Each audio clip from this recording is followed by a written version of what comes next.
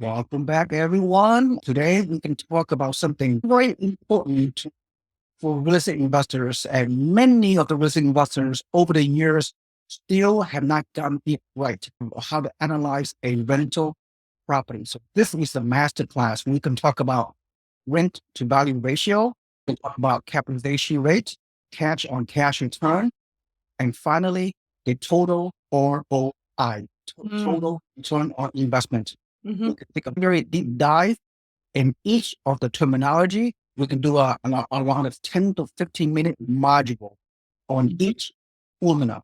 So this is a very critical masterclass. You need to digest this video, digest our presentation, listen to it more than once if necessary. This applies to experienced investors, especially for newbie risk investors. You need to understand this. I'm not asking you to be a mathematical genius. It's nothing like that at all. This kind of numerical formula is very conceptual. It's essentially a ninth grade math, really. So without further ado, my name is Seewing Yee from the Yee Real Estate Network, and thanks for attending. And my co-host once again is Miss Julie. How are you, Julie? Good.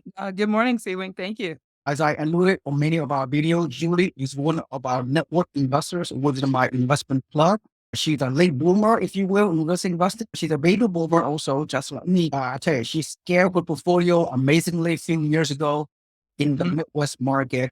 And she have a total of 6 rental properties, turnkey properties, remote distance managing a portfolio. And she have done very well, long-term cash flow, rental income appreciation, the whole 9 yards and all that. So she's a great person to share this presentation with. So without further ado, thank you, Julie. Thank you. Without further ado, let's dive right in. All right. Again, this is it. Rental numerical analysis, critical masterclass. As I stated, rent to value ratio, capitalization rate, cash on cash return, and total ROI. We can break this numerical down and I'm applying it to the situation where I'm going to use my several decades of investing experience to share with you around this analysis. And Julie will also share her experience as an investor to share her thoughts. Let's get started.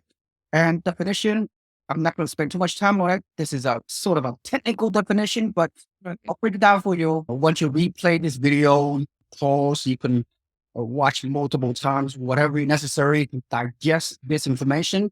Once you're able to understand this, you will become a much, much better real estate investor. I'm going to piggyback between 2 markets. When I apply the 4 formulas on 2 pro formas on 2 markets, you have to adapt certainly. You cannot adapt the 4 formulas to every market. So every markets are very different. So let's dive in. We could talk about, we could piggyback between the Midwest market. It is a stable market, low price points, a high cash flow, the whole 9 yards. Then we're going to piggyback to the South and Southeast market, what I call a hybrid real estate market. What I mean by hybrid, hybrid means you get a combination of positive cash flow and appreciation potential. That's how you look at things in the picture.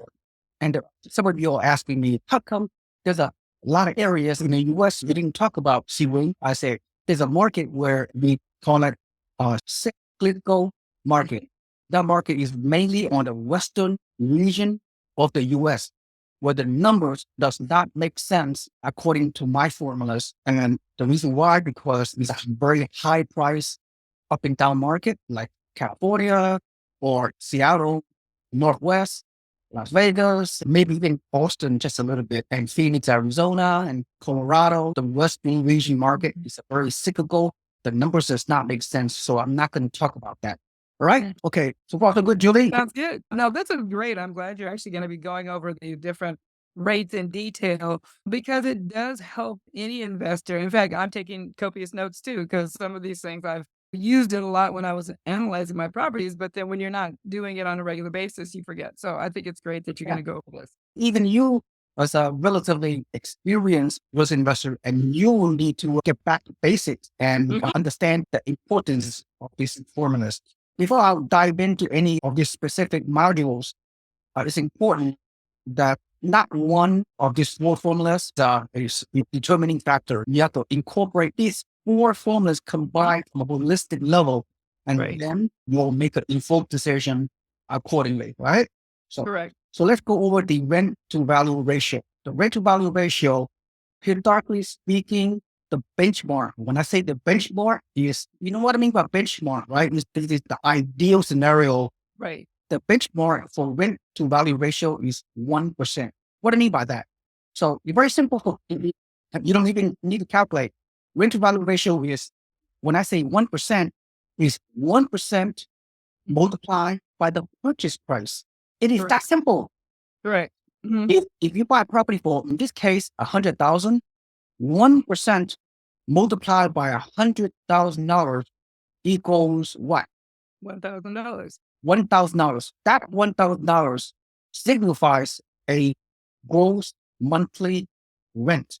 You don't even have to go through any more numbers. Based on my experience and knowledge over decades of doing this investing, when you meet the 1% rule, regardless of the rest of the numbers, you will cash flow. Right. I You agree will with that. cash flow whether you buy all cash or you can do a 25% down payment. You will cash flow. So that is the easiest formula of the four. Now, And I will say, just to add to that, just in our own experience of the properties that my husband and I bought, all of our properties, all 6 of them, met and exceeded that 1% rule. right. Very good for you. Now, does that mean you must achieve 1% rule before you buy investment property? Of course not. Because 1% rule typically applies to the Midwest market whereas people are chasing cash flow because of the low price point, older homes, and higher rent. But you cannot get a good. This is the reality of the market, right? If you are an investor and you don't understand or refuse to understand about your expectation, then you need to do something about your lack of education financially or whatever.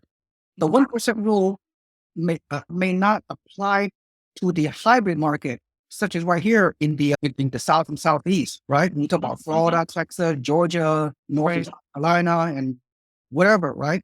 This market, when you buy newer construction homes, you you cannot even necessarily meet the 1% rule because the price point is a lot higher, as in this case.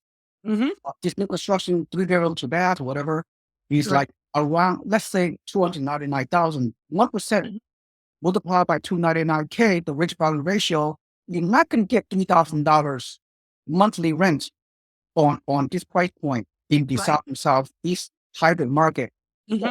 But the best get is around rent to value ratio of 0.8%, as you can see right here, right? Right. 0.8% multiplied by the purchase price, 299K, equals $2,300 monthly rent. And this is a benchmark because in the hybrid market, in this South and Southeast, you cannot meet the 1% rule because the home prices have skyrocketed so much in the past 10 years, and the rent is lagging behind the price one. Well, you cannot meet the 1% rule, right? Correct. I'll get more to it later. When you buy a higher price point market, fast growing market, where you are not meeting 1% rule in South and Southeast, your pivot is to look at the total return on investment, total ROI right here. I'll get back to that. I'm not going to go over total ROI yet. So let's get back to the 1% rule and finish out. Okay. Let's get back to the previous performer, which is the Midwest market. I know we talk about buffer multiples is something that we promote, but I'm not so promoting today. High level, generic real estate financial education associated with the market formers. When you buy a Midwest market where you're not going to get as much appreciation over time on historical basis, you will emphasize the importance of the rent to value ratio. If the rent to value ratio is 1% in the Midwest market, and this case, this $104,000 fourplex, by the way, Wow. you're getting 1.7% rent to value ratio. That's excellent. It way exceeds 1%. Yes. As a result, this fourplex, for example, total rent monthly, the $1,800 on all 4 doors, around $400 something, almost $500 per unit per door. As a result, you're shooting for cash flow. That's the bottom line. That's it. That's a great property. Somebody should buy that. Absolutely. It's a great property. Julie, you and I talked about this many times, right? Now, Are we clear with the rent to value ratio? Let's check with this. Rent to value ratio exceeds 1%, most likely Midwest market. But when you buy a higher price point, newer construction in the hybrid market, where you're looking for not only immediate cash flow, you're looking for appreciation potential, then the rent to value ratio doesn't have to be one. It could be 0.06, 0.07, 0.08% or 1%. That should meet your expectation. That has really been our experience. It's exactly what you were saying. Rent to value exceeded 1% on all of our properties. Again, it's a different strategy though. And I think people have to decide what is going to be their strategy. My husband and I, we looked at more of a buy and hold strategy. So rent to value was important with respect to cash flow, but we weren't really concerned if the property is skyrocketing in value, 10%, 20%, 30%. That wasn't the market we were looking for. So that number was important for us because it equated to a little bit higher cash flow. Exactly. That's right. So rent to value ratio is important for you, what you have done with the Midwest market purchases, but you got some extra bonus. You got some nice appreciation as well. We did. Unexpected appreciation. That was great. We have concluded the rent to value ratio. It's a very simple formula, right? Okay.